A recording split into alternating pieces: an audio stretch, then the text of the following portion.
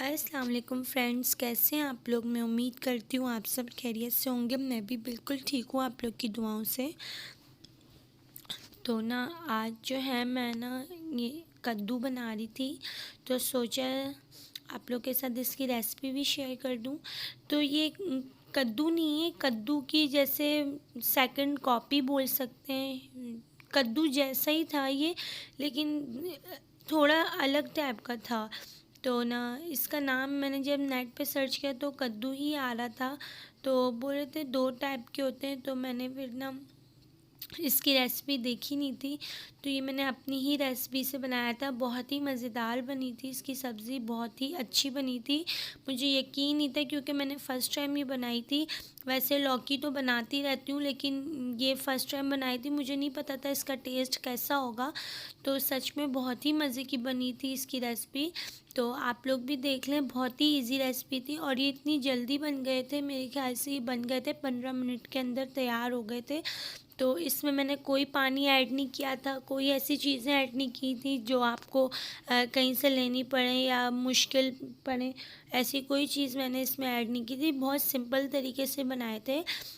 پیاز تھے، ٹماٹر، ہری مرچیں، اور میں نے اس میں ادرک لہسن بھی ایڈ نہیں کیا تھا۔ وہ میں نے جان کے ایڈ نہیں کیا تھا کیونکہ مجھے ایک تو اس کا پتہ نہیں تھا، تو میں نے جسٹ مسالہ بھونا ہے اور اس میں اس کو بنایا تھا۔ تو بہت ہی مزے کی بنی تھی، آپ لوگ بھی بنا سکتے ہیں۔ ریسپی بہت ہی ایزی ہے اور آپ اپنے بچوں کو بھی کھلا سکتے ہیں۔ میں نے اپنے بھائی کو کھلایا تھا، میرا بھائی لوکی نہیں کھاتا، تو جب اس نے یہ کھائی تو میں نے اس کو بولا یہ لوکی نہیں ہے، یہ الگ ٹائپ کی کوئی سبزی ہے۔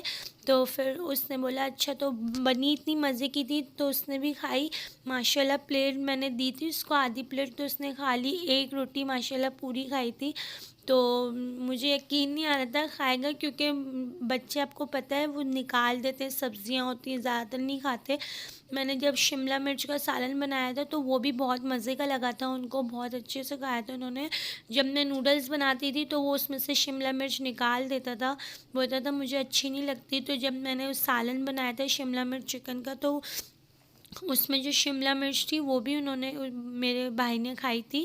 تو بہت مزے کا بنا تھا وہ بھی، اس کی ریسپی بھی آپ لوگ دیکھ لیں، بہت ہی اچھی ریسپی ہے۔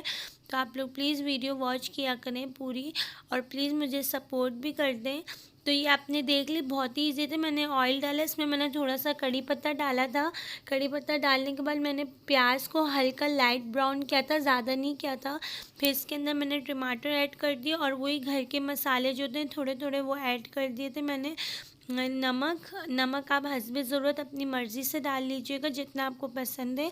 اور لال مرچی پسی ہوئی ڈالی تھی، اور میں نے کٹی ہوئی لال مرچ اس لیے نہیں ڈالی تھی کیونکہ میں نے ہری مرچیں ڈالی تھی، تو میں نے بولا مرچی کہیں تیز نہ ہو جائے۔ اور میں نے پسا ہوا دھنیا ڈالا تھا اس میں، اور میں نے نمک ڈالا تھا۔ تو بس اس کے بعد جب مسالہ بھن گیا تھا اچھے طریقے سے، تو میں نے یہ ڈال دی تھی لوکی۔ تو اس کو اچھے طریقے سے آپ نے بھوننا ہے اس میں، پھر میں نے ڈھک دیا تھا۔ تو اس میں سے اس نے پانی بھی چھوڑا تھا، آپ نے اس میں پانی بالکل بھی ایڈ نہیں کرنا، میں سچ بتا رہی ہوں۔ یہ دیکھیں، یہ اسی کا ہی پانی ہے جو اس نے چھوڑا تھا۔ تو آپ لوگ پانی ایڈ کریں گے تو خراب ہو جائے گی سبزی، مطلب شوربے والی بن جائے گی۔ وہ آپ آپشنل ہے، اگر آپ کو چاہیے شوربے والی تو آپ شوربے والی یوز کریں۔